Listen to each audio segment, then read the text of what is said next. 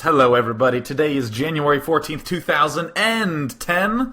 This is Day 9 Daily number 49 coming up, which means Sunday we're doing something special because it's Day 9 Daily number 50. I'm going to try to host a big event on Team Liquid and see if they'll let me, because it's 50 episodes, which means that right now I currently have more episodes than 2 seasons of 24. Oh, yeah, man. I'm famous now. I'm like a big deal and stuff. There's some important things to discuss, though, before we begin. So someone found this video of like a Warcraft 3 commentator who sounds exactly like me. Okay, like I gotta play this. This is in Puosu's blog. Okay, so here we go.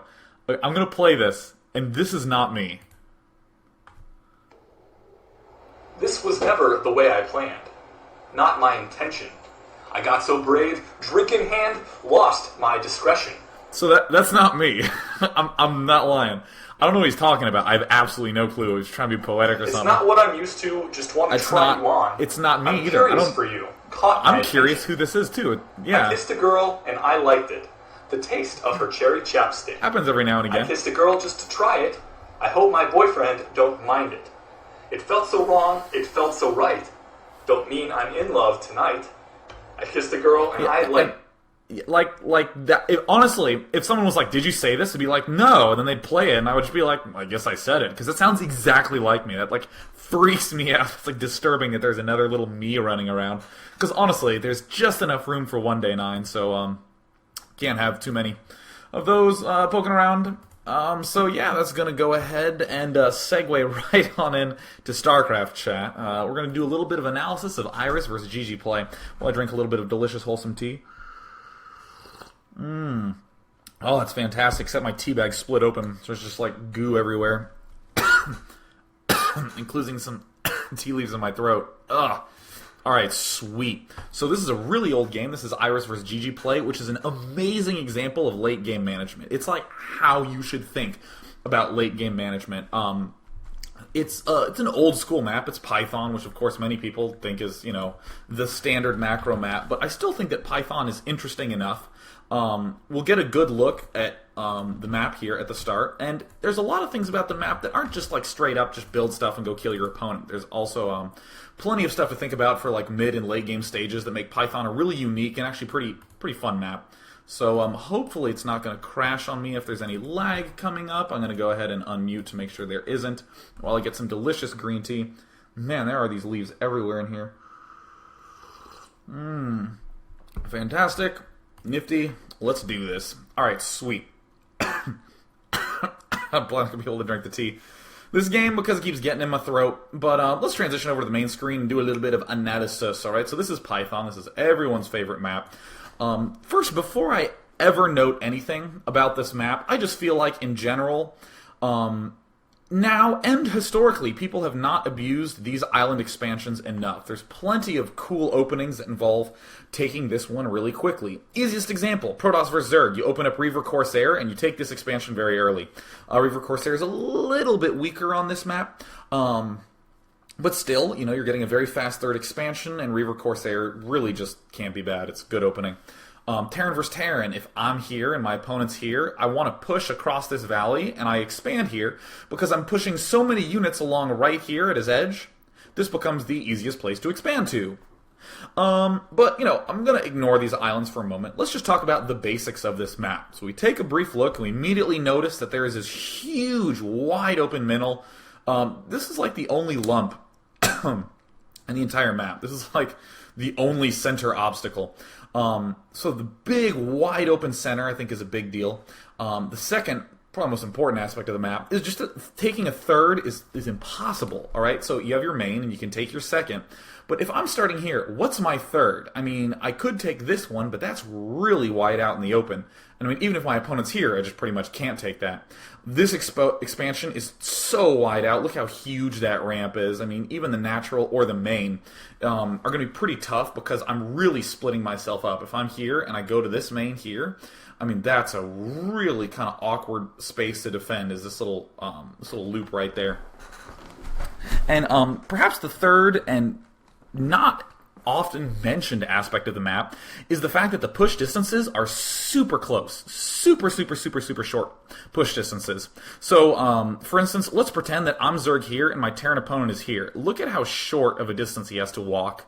And there's nothing obstructing his path. If I try to burrow some lurkers, he can go around. He can go right through if he gets his vessels quickly enough. And those short push distances dictate a whole lot of the later stages of play. So let's actually think about those three factors. Big open middle, hard to take third base, and short push distances. The hard to take third base implies that we need a big army from 2 bases in order to defend our third base.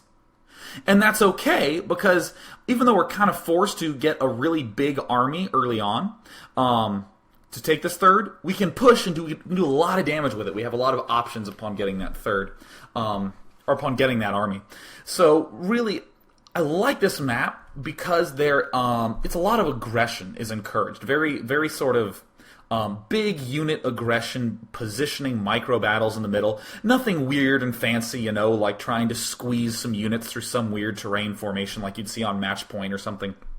Here's just very standard unit positioning.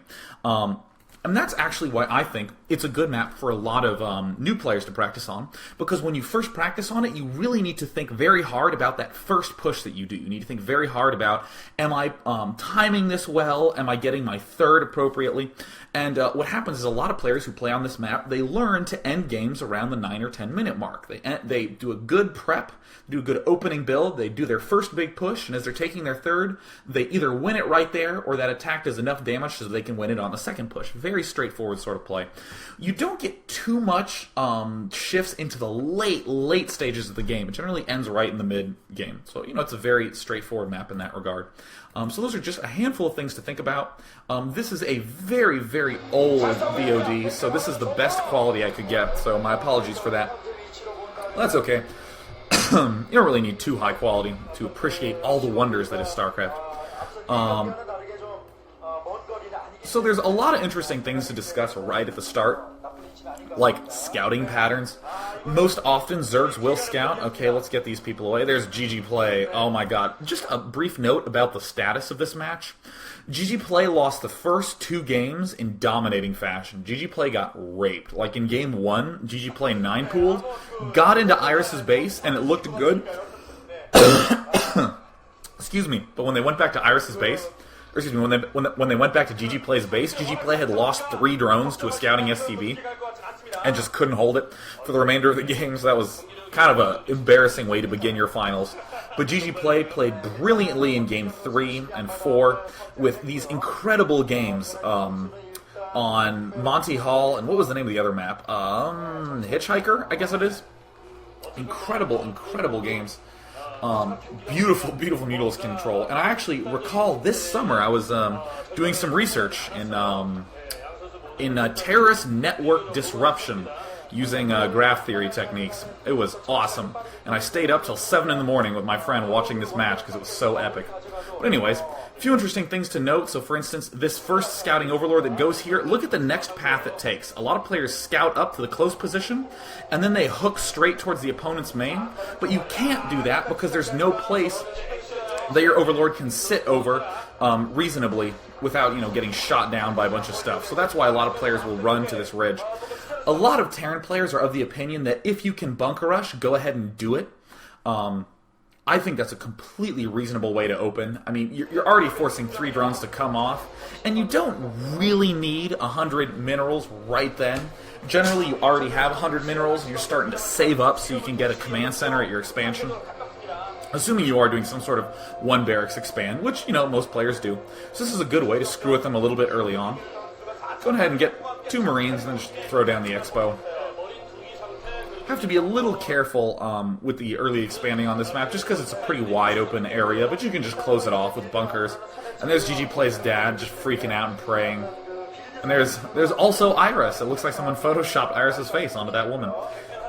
So going for the usual 3-hatch. I like 3-hatch openings on this map. We do kind of need a lot of drones and a lot of units, so we can get a lot of units in the mid-game.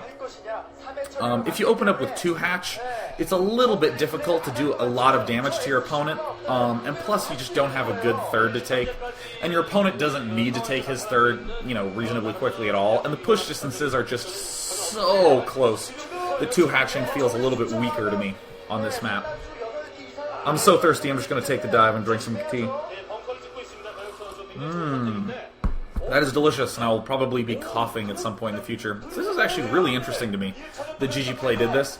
GGplay is building a bunch of Marines, or excuse me, a bunch of Zerglings early on to put a bunch of pressure on Terran. This is okay to build these Zerglings early, so long as you don't overcommit to them. And notice we still don't have any drones and gas, and we're already past 18 food. That's what all those early Zerglings forced us to do. But when you get those early Zerglings, don't overcommit with them. Don't just think, well, I don't need the Zerglings really now, so I'm just going to rush in with them really quick and try to do damage.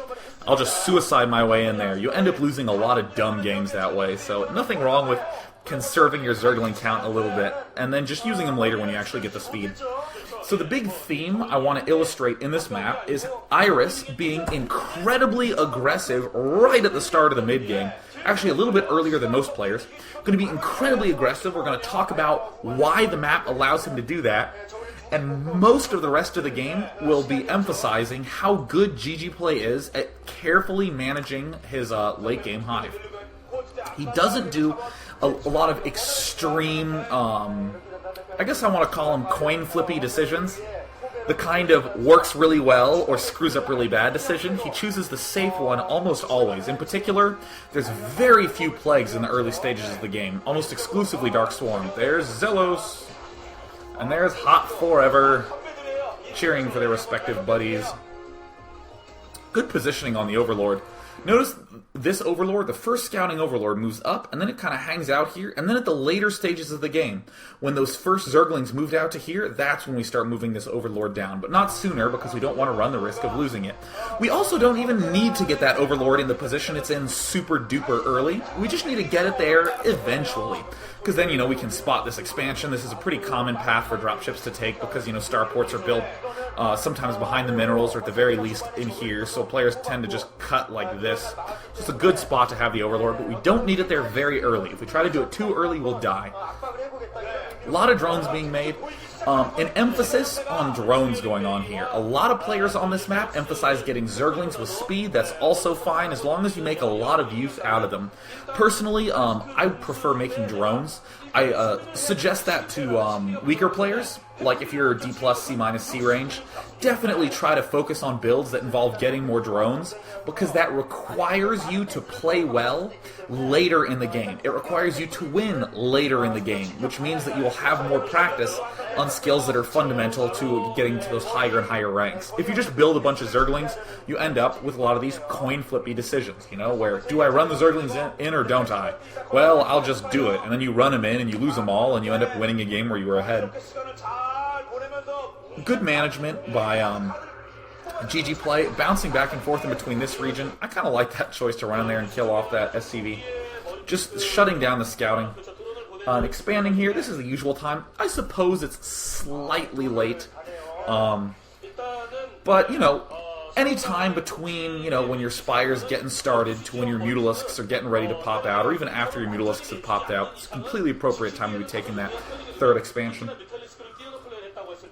Now, what's interesting is that most players who are in Iris's position will try to do some stuff with these early medic Marines, but will pull them back now because they see the Mutalisks, which is exactly what we see Iris doing. And then these players will wait around until they have the Science Vessel and push out with a bunch of medic Marine, 3 to 4 tanks, and 1 Science Vessel. That is the standard Terran mid-game push. Happens in 99% of Terran vs. Zerg games. The most common thing in the world. But what we're going to see Iris do is, instead of waiting for that Science Vessel, he pushes out extremely early with his tank. Without vessels. He's just going to move out very, very quickly. And this will allow him to start really putting pressure on his opponent before the lurkers are able to get into good position. So this is a very good example of this. This is an example of Iris taking control of the mid-game. Here, Mutalisks coming in. There's little Hydralisks wiggling their way along. I kind of like this. The fact that he went all the way around and then hooked in like this. If you go 2-hatch Mutalisks, the time at which you get to your opponent's base is pretty essential. You know, you want to get there real early, right before your opponent's able to get that plus range upgrade for the Marines. But when you're 3-hatching, you kind of want to keep your Mutalisks alive and maximize the damage you do without really taking any losses. So I don't mind so much that he hooked all the way around back to here. A lot of players who 3-hatch would kind of want to come in from above and immediately try to do damage, but I'm going to stand by GGplay's decision to do that, what he did. So at this point, again, every single game in Terran vs. Zerg, effectively, every single game where the Terran's opening Medic Marine, you're going to have some sort of mid-game Terran push with a vessel. So what you do is you get the Mutalisks out, you do some harassment. While you're harassing, you're taking the Lurkers, and you're making drones. That is the most important thing. This is the key time to power. You don't really need very many Zerglings or Mutalisks to hold off any early mid-game Medic Marine action. So you can just afford to make a whole bunch of drones. That's exactly what we see GGplay doing. This is essential, standard Zerg vs. Terran. Likewise, everything Iris is doing. Getting this factory relatively early is also important, so you can tech to the science vessels early. Also, standard, essential, fundamental Terran vs. Zerg play. Some good positioning on those turrets. But here's where, when I was watching this game, again, this was like 6:30 in the morning, and we're seeing GGplay almost make a comeback. I'm like, holy shit, look at the timing of this push. Look at this. Those Lurkers are just in the process of morphing. Look at how amazingly timed this is. Iris doesn't have to scan. He doesn't have to siege up. He has to walk forward as quickly as possible. Or I should say he gets to walk forward as quickly as possible because Lurkers have only just now finished. Look how thin that timing window is. I think it would be appropriate to try to scan here, like, right now. Because, you know, you don't want this to happen. Oh, yeah. But you know what? If you think about it, if Iris had just scanned here, he would have seen this, done a ton of damage, and may have been able to just win the game right now. Instead of having to do a push... let me actually bring up the map since the screen's blurry.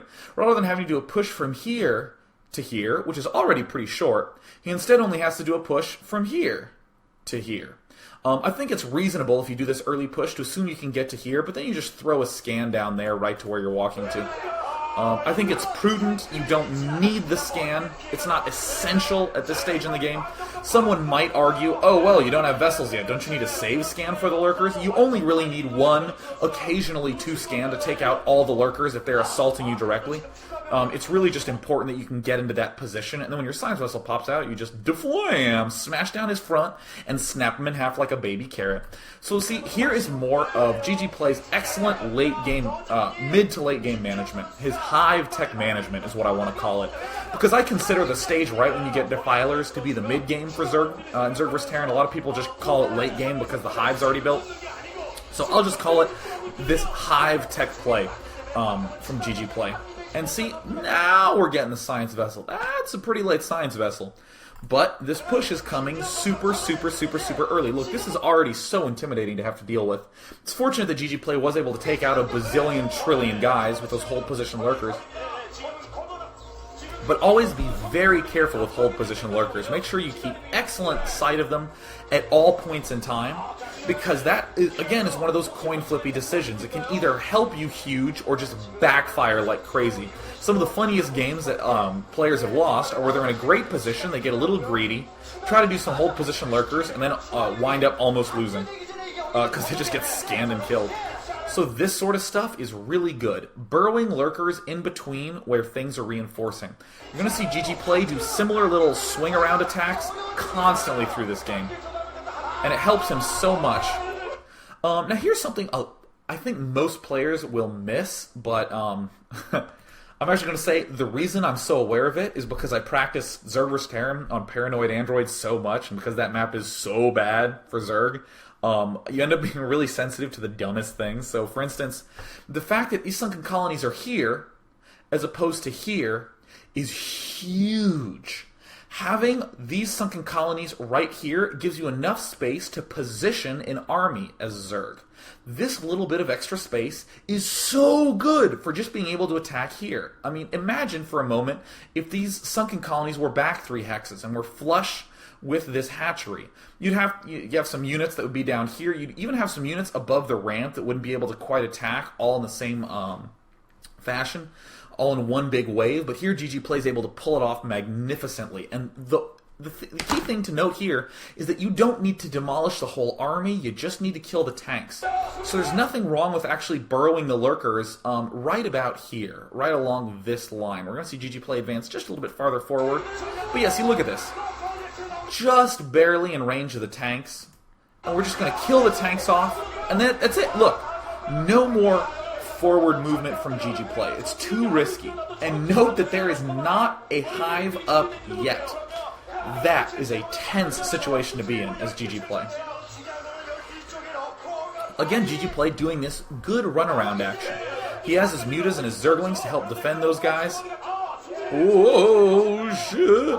Now, I don't quite know how this top expansion is undefended, but I do remember at this part in the game going, oh my god, he lost. Oh, Jesus. And we're going to see an absolutely amazing, spectacular defense by GGplay here. Kind of a little bit of a foobar by Friendly Neighborhood Iris, but, you know, that's sort of, I think it's an appropriate risk to move these 2 early lurkers around like this. Because really what we're seeing right here is that before Iris's push came up like this, GGplay had his stuff positioned right here. He also had 2 lurkers positioned right here. And then Iris moved up like this, and GGplay just wanders his guys down here. So he completely removes defense from here to burrow lurkers here. I think that's appropriate because Terran really can't afford to go up here or to really even scan up here because he has no vision of where lurkers are anywhere on the map. All he knows is that he was able to get here and that he can push in here with a lot of pressure. So it's okay sometimes to leave areas occasionally undefended. Not tons of areas, but, you know, leaving this thing undefended from those 2 lurkers was okay at the time, so long as you have a plan of how you're going to replenish that defense. This, I think, was a little bit of a poor job by GGplay of not having that already set up.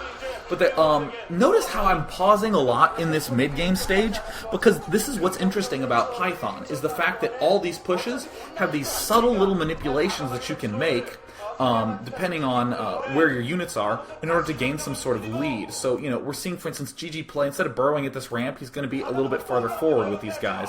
Continuing to make lurker ling. There's actually 3 lurkers right here. There's 3 lurkers parked right here outside this expansion.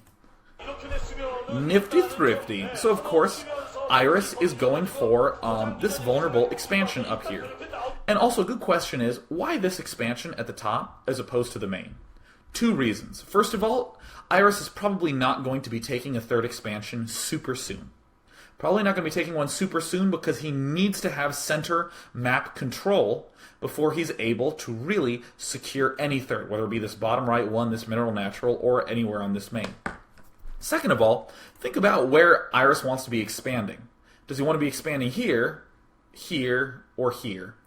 Really, I'm going to say, does he want to be expanding to one of these 3 things on the left of his base, or this one on the right of his base? Probably not this one, because Defiler push distances is really short. So if Iris pushes up to this expansion, he's starting to get ready to secure these, right? He's sort of dividing up the map and claiming the left half. We're going to see Iris get a little bit more control over the center of the map later in the game. But still, important to note.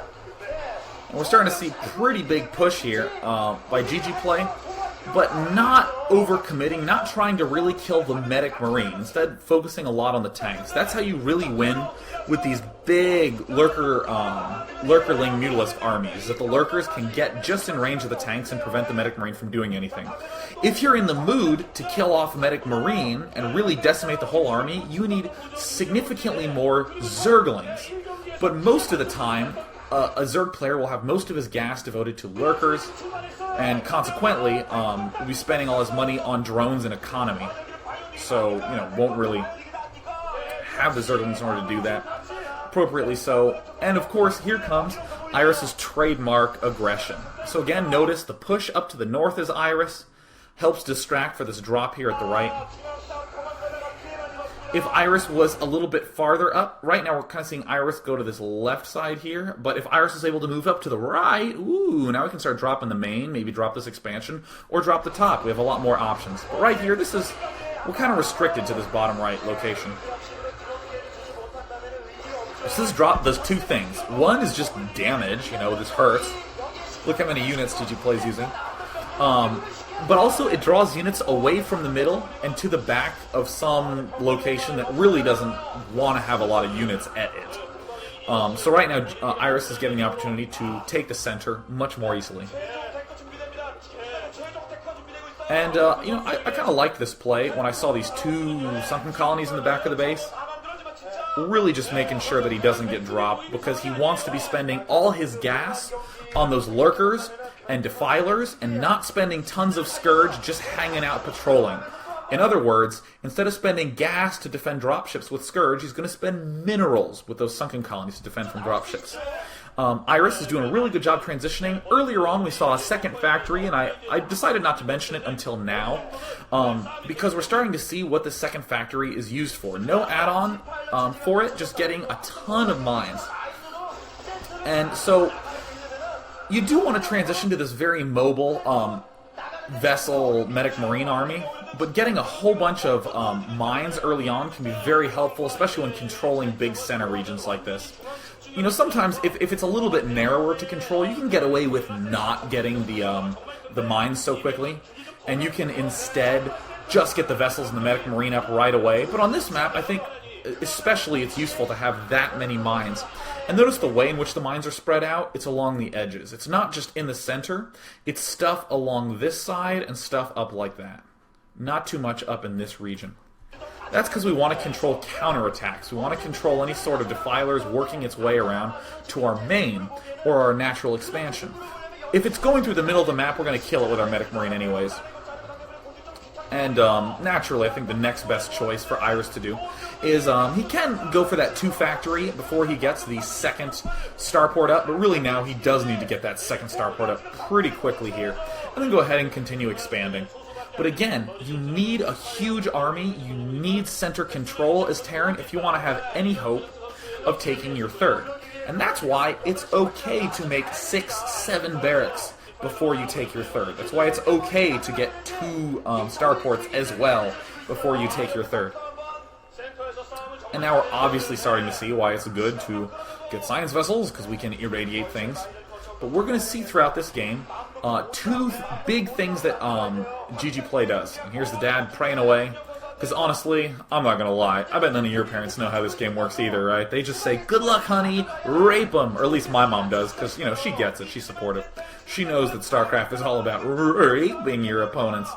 So, there's 2 things that GGplay does that's really great. One is he's very conservative with his defilers. He emphasizes Dark Swarms a lot.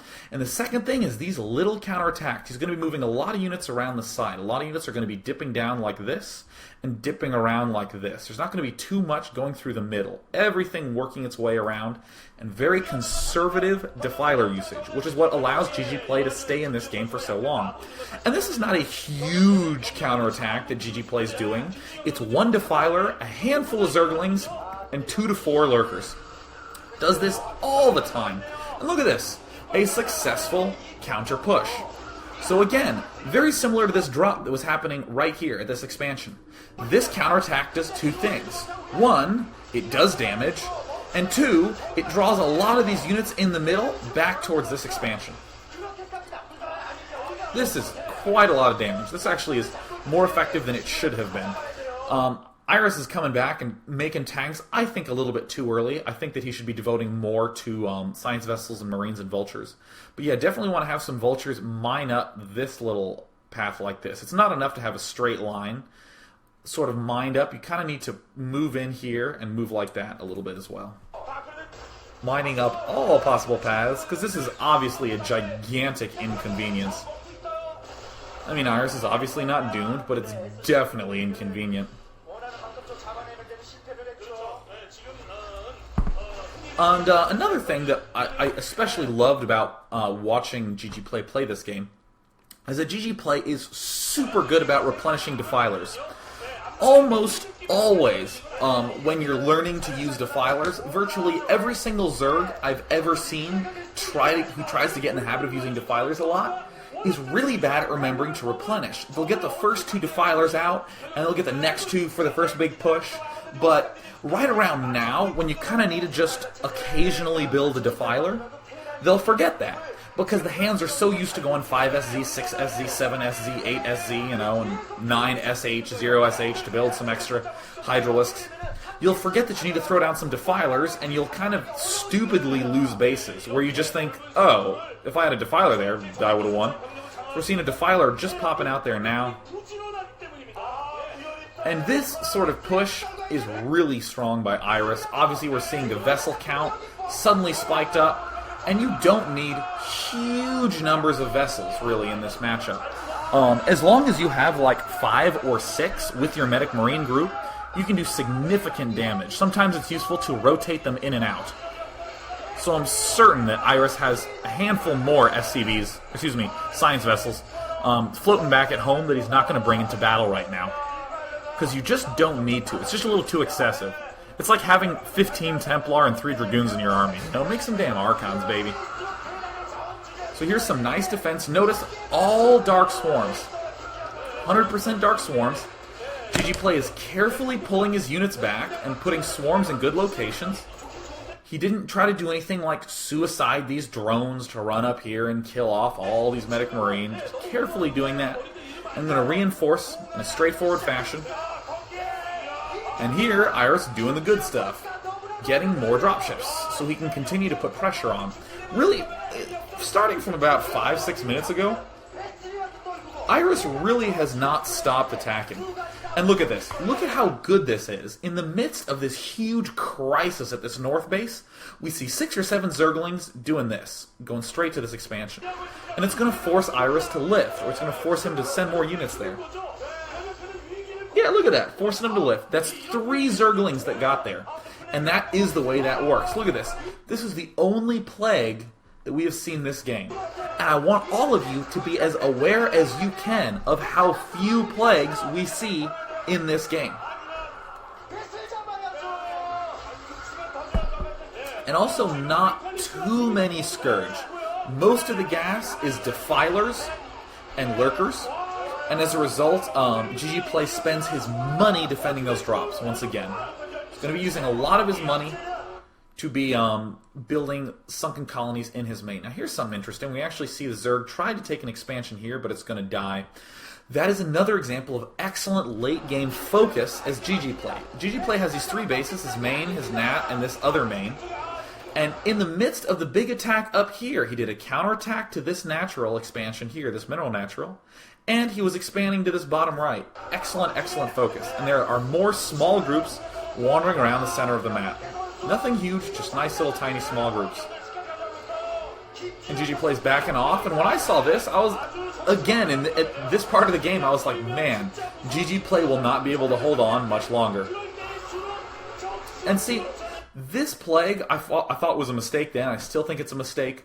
There were some Zerglings here. If there was one swarm here to push these Marines back, it would have been a lot more effective than a plague, after which you lose all your Zerglings and the Marines run up and kill a bunch of stuff anyways.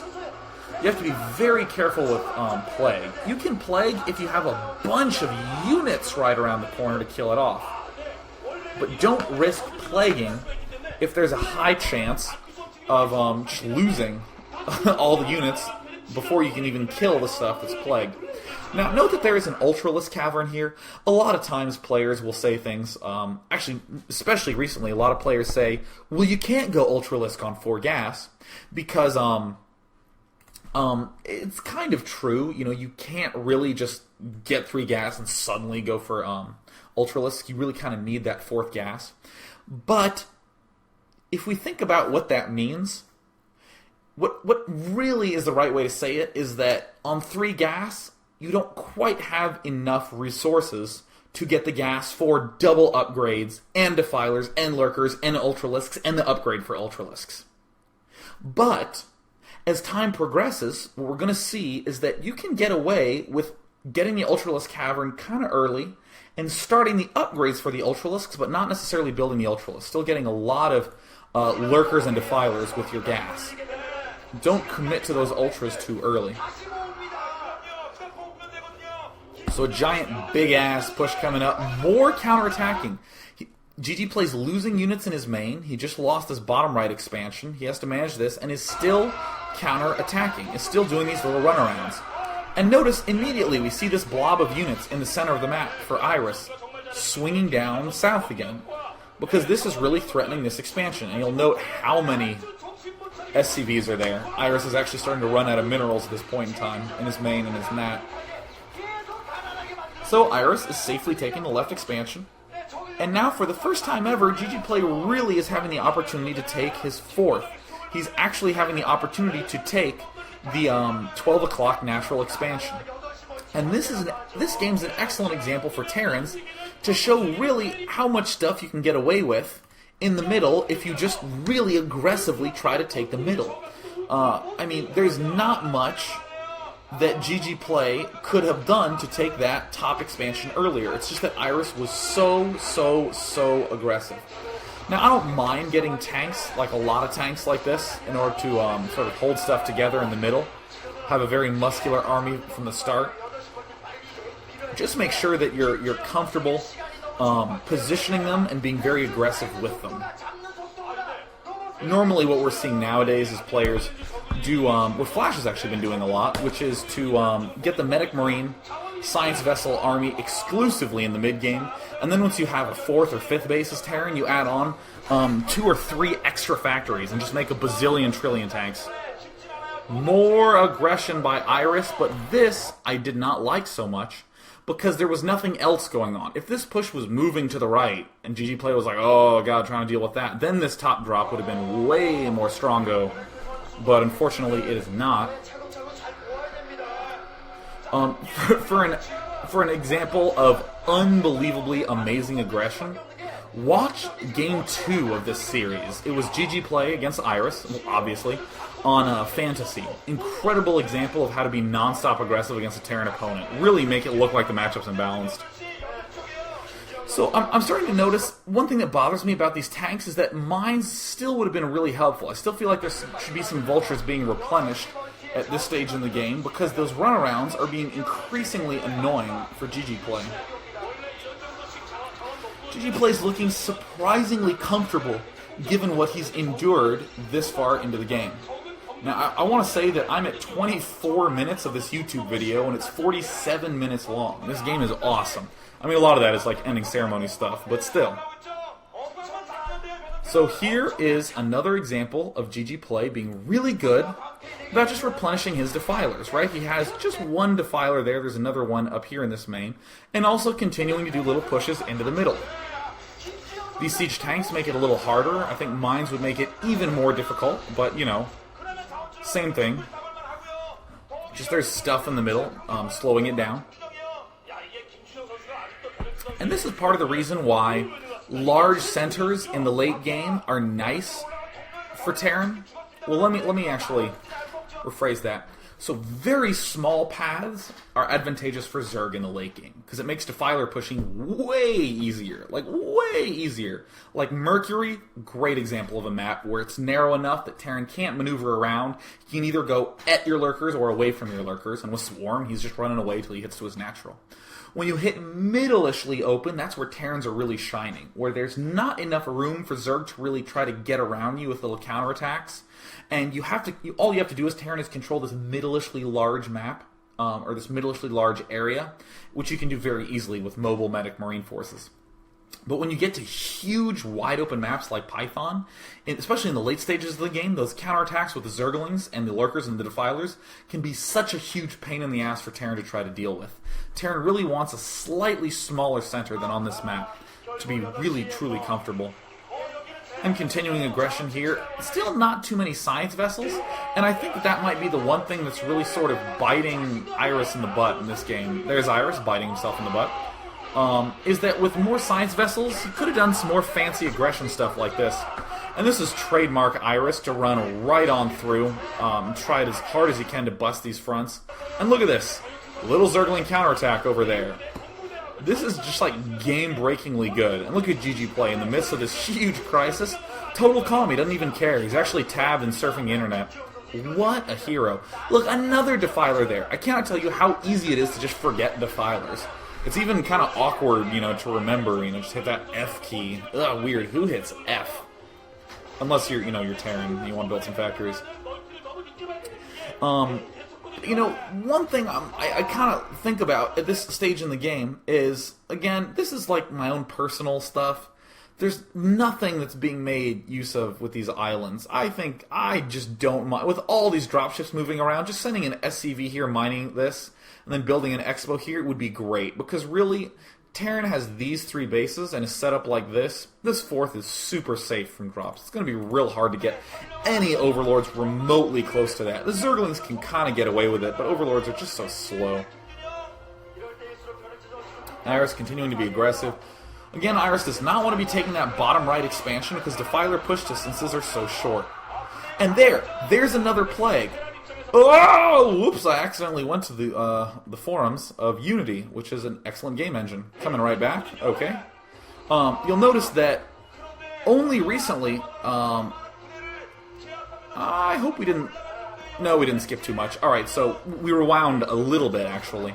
Yeah, but here, this is good because I wanted to emphasize this point. Notice, swarm first, not over, you know, getting excited about the plague. And think about this. This is like the 3rd plague we've seen all game long. There was one up here at this top.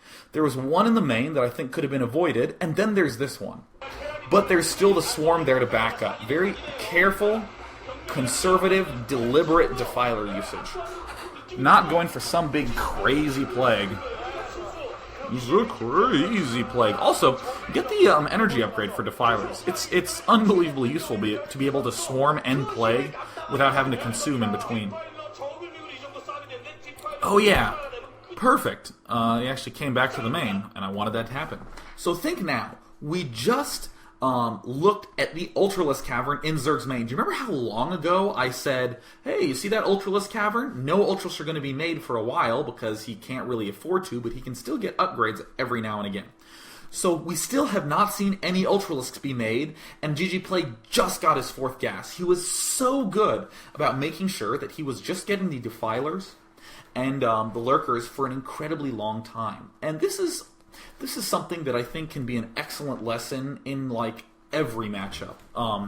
The idea of getting the upgrades for something now that you're just really not using. Another really classic example is in Zerg vs. Protoss, where Zerg player sees Corsairs and will just go straight for +2 armor. He'll just immediately research the +1 armor and then immediately research the +2 armor, and then all of a sudden will come out with a whole bunch of Mutalisks and Scourge, and the Corsairs only have +1 attack, and the Mutalisks and Scourge just rape the Corsairs to pieces, as in July vs. Best on Andromeda. So getting those upgrades out of the way early when you can afford it in a lot of matchups is a really cool thing to see in practice. Doesn't happen too often. We're going to see that when GGplay does start getting those Ultralisks, he potentially has had the opportunity to upgrade those Ultralisks, even though he doesn't have enough gas to build them. Still not extreme amounts of Scourge this game, but, you know, appropriate quantities. Obviously appropriate enough to kill vessels. And look, still these little pushes into the middle, just sort of eating into Terran's control of the center.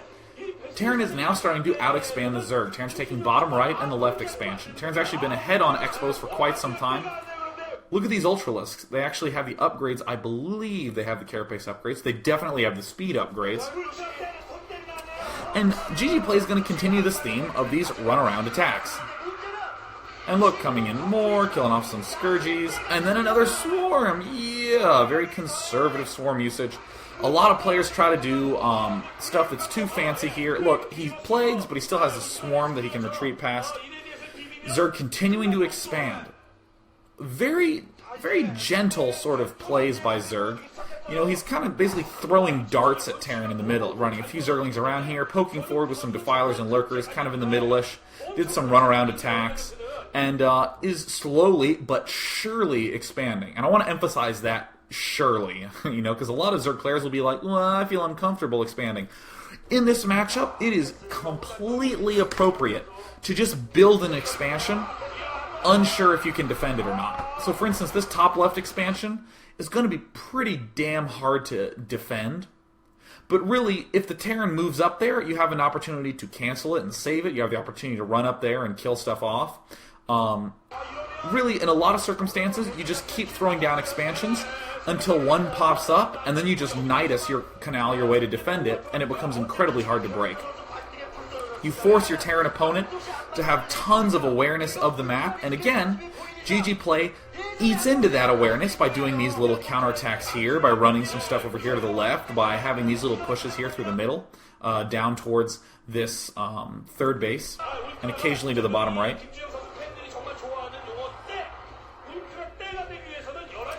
I still feel like I want to see some more vessels in those early game stages. I mean, only now we're starting to see some more mines come in, but I think mines could have been useful throughout. I also would like some floating buildings up here. I would like an eBay or a science facility here. I'd like an eBay or science facility outside of the main, because you really want to keep tabs on what's going on. Here comes Classic Iris.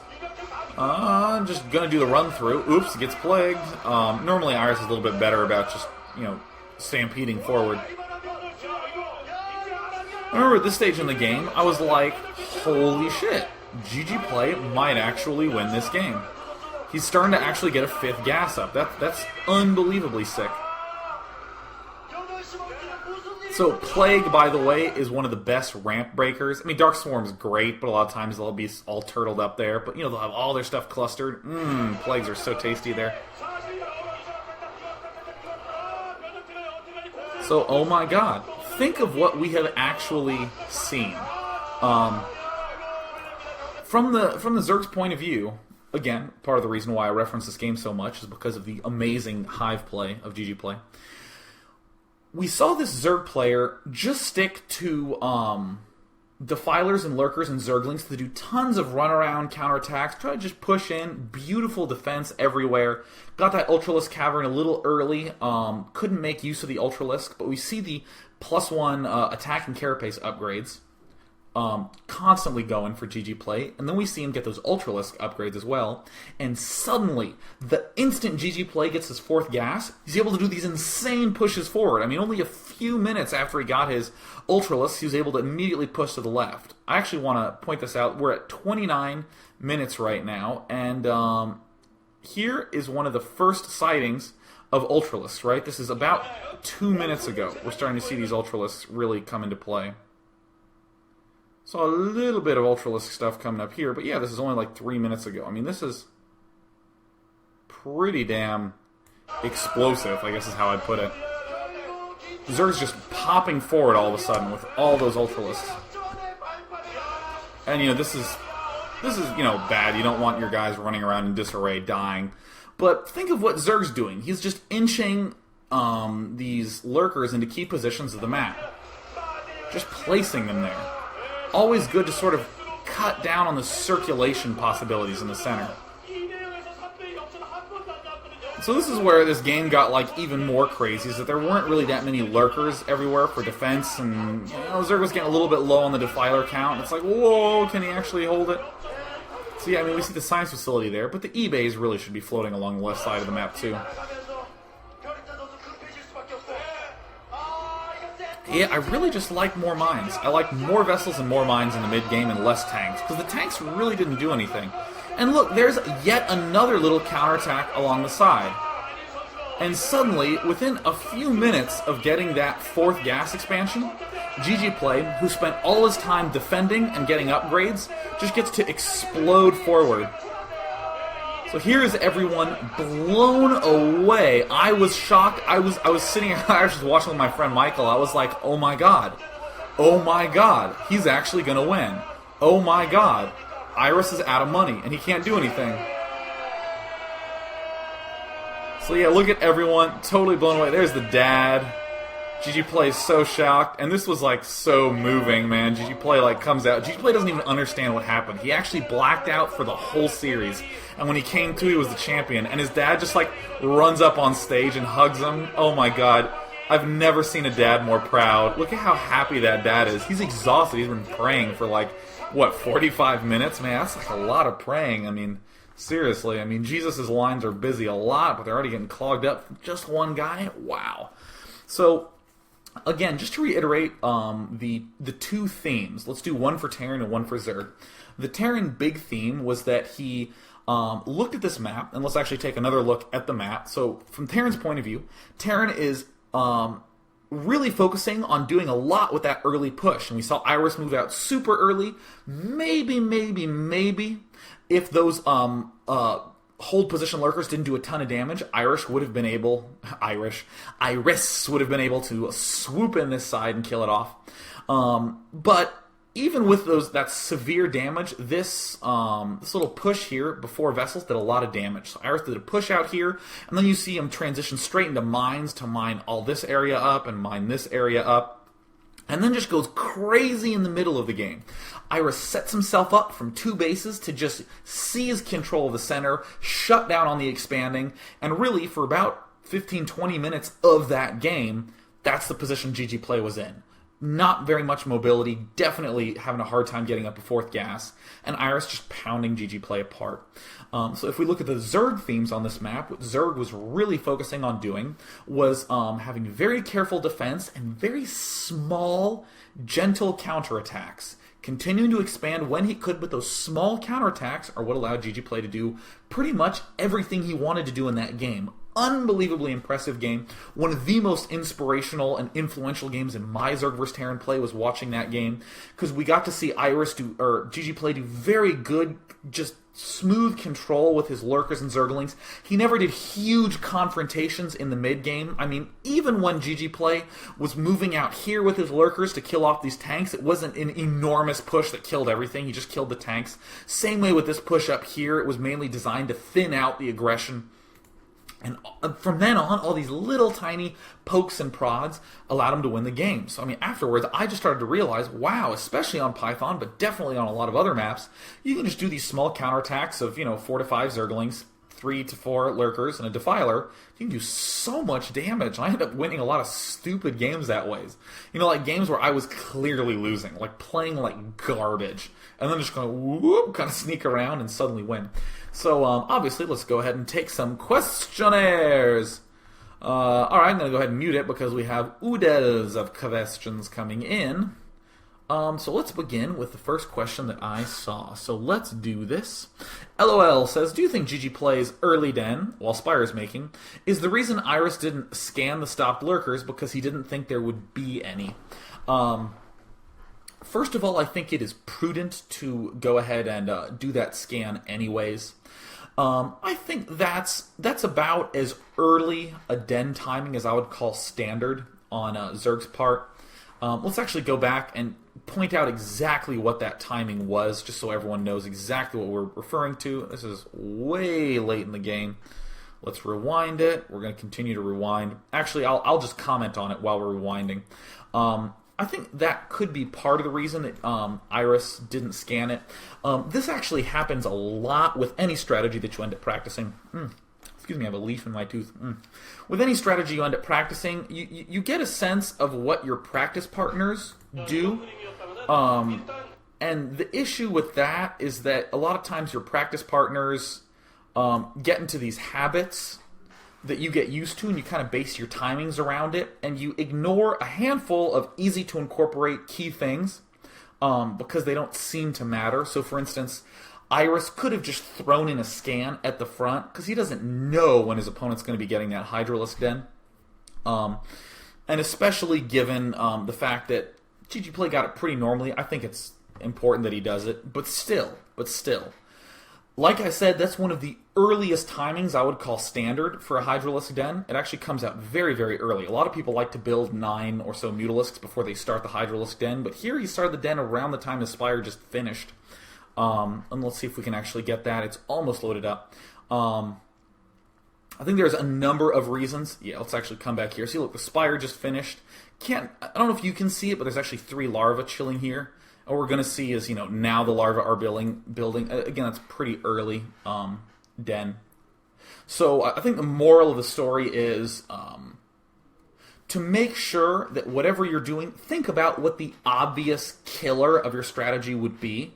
So in this case, it would be, if I push out early, I would obviously get killed by lurkers positioned anywhere close to me. Therefore, you should just do a little bit extra with that scan. Just, little slight tiny adjustments. For Zerg, it would be positioning an Overlord here or there. For Protoss, it might be sending out a probe scout just to a right flank. Nothing hugely costly, but, still something that's important to incorporate. So Logic says, you mentioned 2-hatch versus 3-hatch on Python. When are you going to make that podcast?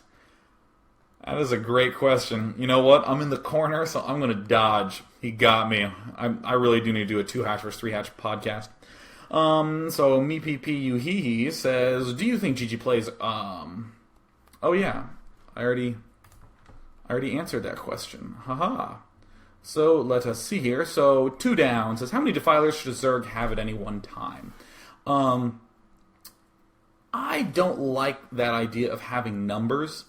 Really, you should think about what you want to be trying to accomplish, what you have to worry about, and then, have that many defilers. So, for instance, if you are doing one of these small counterattack pushes, you'll need a defiler there. You're obviously going to need a defiler at your expansion, and at your at your natural expansion, and at your third gas, wherever that may be.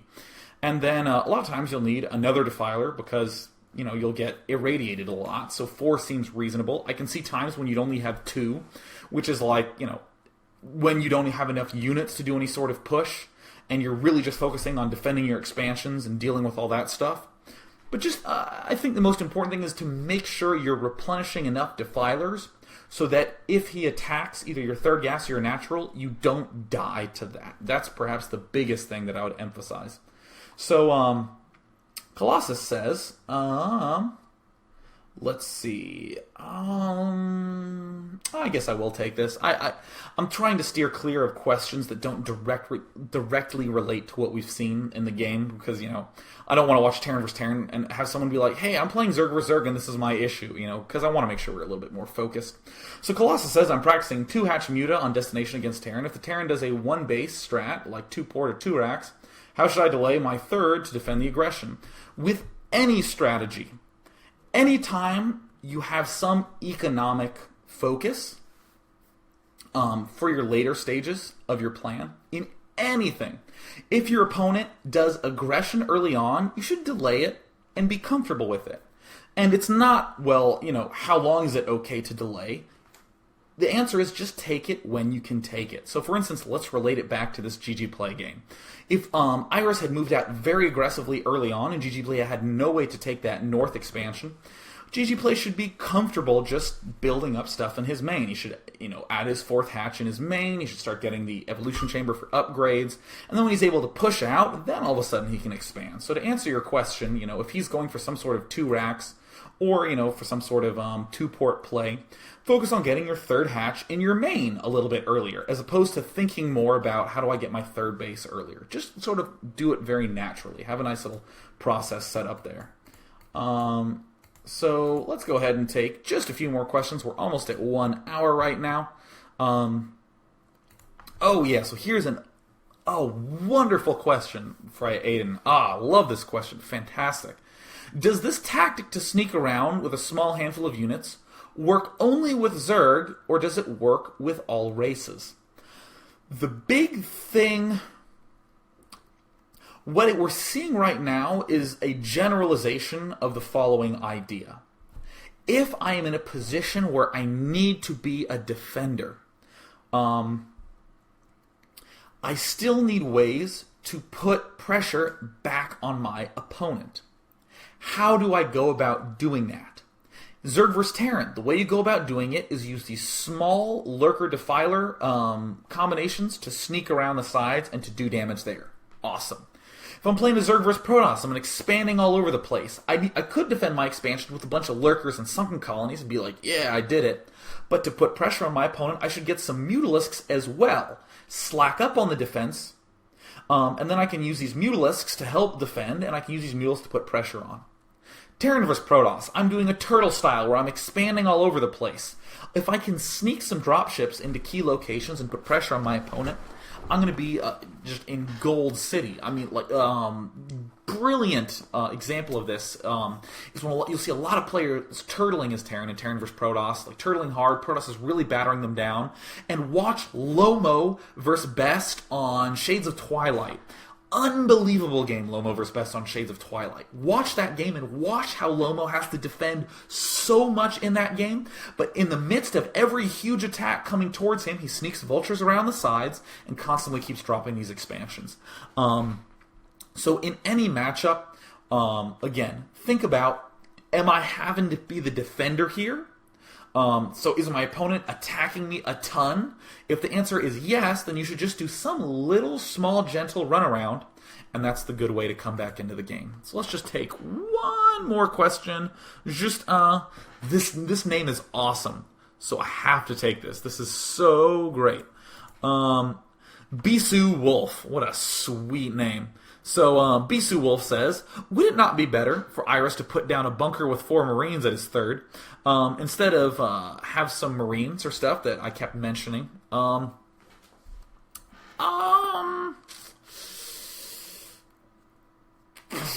So this is how I would answer that question, because it seems like an easy answer. It seems like I would either say, oh yeah, he could build a bunker, or nah, you don't need to build a bunker.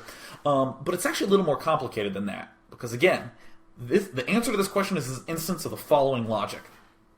In StarCraft, if X is giving you an issue, which could either be Mutalisk Harass, which could either be this counterattack, which could either be Storm drops or Reaver drops, you shouldn't always think, what would stop this now? You should think, how could I have prevented this from ever happening in the first place?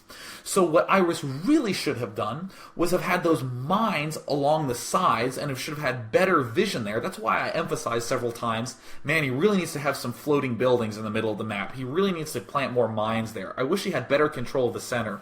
These are all sorts of things that would prevent any counterattack from ever hitting the third in the first place. And we're not even wasting money on defending the third, because it is defended by virtue of us being really in our opponent's face. Another great example of this logic. Flash in Terran vs. Zerg, instead of building a whole bunch of turrets to defend from the Mutalisk Harass, we've seen him just move out early with a Medic Marine group. And the Mutalisks can't afford to harass because they need to make sure this Medic Marine group doesn't kill them off. Great example of this is By Hero against Flash on Heartbreak Ridge. By Hero opens up with 2 factory, with 2 hatchery Mutalisk, and then runs in there for the kill. But Flash instead just moves out with a whole bunch of Medic Marine. And there's nothing that Hero can really do with his Mutalisk harassment-wise. Trying to think of another example of this with the Protoss pieces. I mean, just really any... I'm trying to think of a specific game. For some reason, it's not coming to mind in the general sense. If you're worried about something like Reaver Harass as Terran, you can instead just do really early pushes that make any sort of counter drop with the Reaver suicide, because you just run in with all your tanks and vultures, kill off his Dragoons, and then kill him off. So you know what? That is going to wrap up Day 9 Daily number 49. Please tune into Day 9 Daily number 50 coming up on Sunday. We're going to have something special in store. And thanks so much for tuning in, everyone. Watch my brother in Artosis doing the TSL Round 3 casts on Saturday. I will be doing a little bit of casts with Chill myself on Sunday for the PokerStrategy.com Team Liquid Star League 2. So yeah, if any of you missed it, it's will be up and on demand in 24 hours. So yeah, take it easy, guys, and cheers.